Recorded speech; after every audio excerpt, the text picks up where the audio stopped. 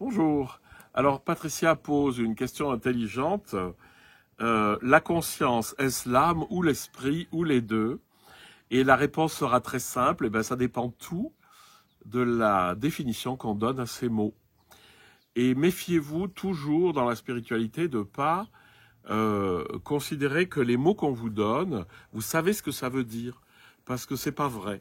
En fait, suivant les traditions, le mot âme, le mot esprit, le mot conscience, le mot éveil, va pas forcément avoir le même sens. Donc en fait, quand on veut opérer avec des mots en spiritualité, il faut toujours les définir. Et je ne vais pas vous donner toutes les définitions de tout ça, parce que ça dépend un peu du contexte. Est-ce que vous êtes en Inde? Est-ce que vous êtes en Allemagne au XIVe siècle, etc.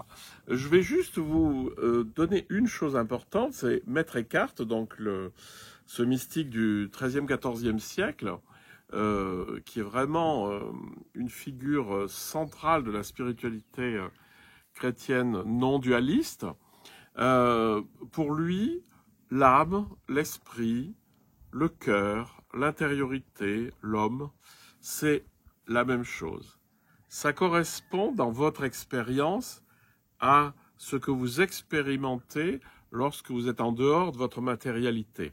C'est-à-dire, lorsque vous rentrez en vous-même, il y a un espace dans lequel il y a de la pensée, des images, des souvenirs, des projets, des représentations, des rêves, tout ce que vous voulez.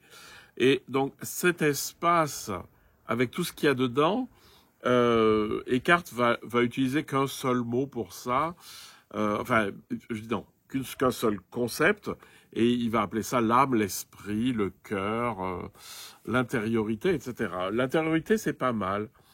Et la conscience, par contre, c'est ce qui, en moi, est capable d'accueillir le monde, c'est-à-dire une espèce de miroir dans lequel les choses se reflètent et qui me les rend conscients. Et c'est une distinction qui n'est pas toujours facile à faire parce que vous trouvez ça déjà dans le Yoga Sutra. Le vrai problème, c'est qu'on ne distingue pas ce qui regarde et ce qui est regardé.